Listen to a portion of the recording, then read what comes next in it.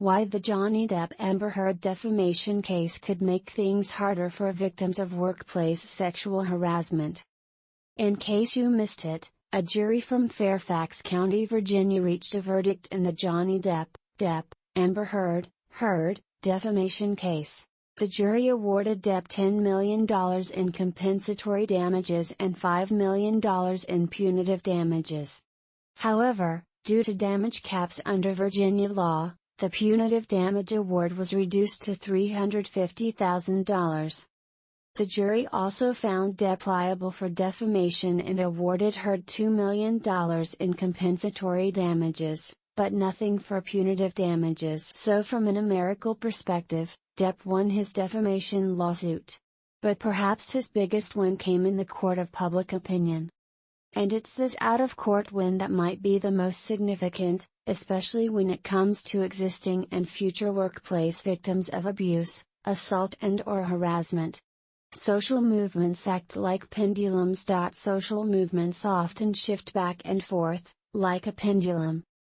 For example, the hippies espousing free love and counterculture of the 1960s and 1970s were followed by the yuppies, who focused more on establishing professional careers in urban areas. This kind of shift could also apply to the #MeToo movement. Around 2017, allegations were made against Harvey Weinstein relating to sexual abuse and harassment. Soon after, there was an increase in the number of survivors of sexual abuse and/or harassment who felt empowered to speak up about what happened to them. Perhaps Heard's 2018 piece for The Washington Post that gave rise to this defamation lawsuit was a direct result of the #MeToo movement. But the much publicized outcome of the Depp-Heard defamation trial might signal the beginning of the end of the #MeToo movement. One reason lies in the dramatic differences in how social media treated Depp and Heard. It's safe to assume that Depp achieved a legal victory in civil court. But his courtroom win is nothing compared to his win in the court of public opinion. For example, by May 23, 2022, #Justice for Johnny Depp obtained about 15 million views on TikTok. In contrast, #I Stand With Amber Heard achieved a little more than 8 million views. But that's not the worst part. The worst part was the massive amount of online hate Heard received in relation to Depp. For instance, Heard's testimony from court got mocked on TikTok, but Depp received overwhelming support on TikTok and Twitter. Why such a difference in public opinion? There's probably a combination of factors, such as Depp's greater overall popularity and/or name recognition and Heard's less than ideal courtroom testimony. Whatever the reasons, the trial likely resulted in Heard having a lower standing with the general public than Depp.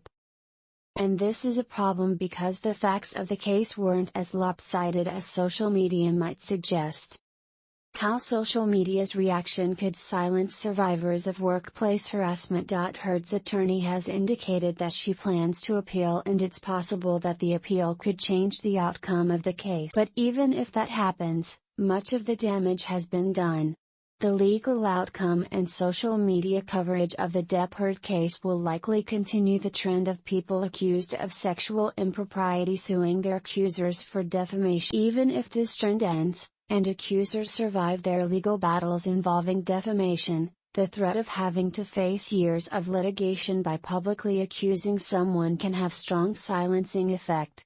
Keeping accusers quiet might be one of the most effective tools that harassers and abusers can use, especially if they want to continue their wrongful behavior. So one of the most effective ways to stop abusive behavior is to let survivors tell others about it.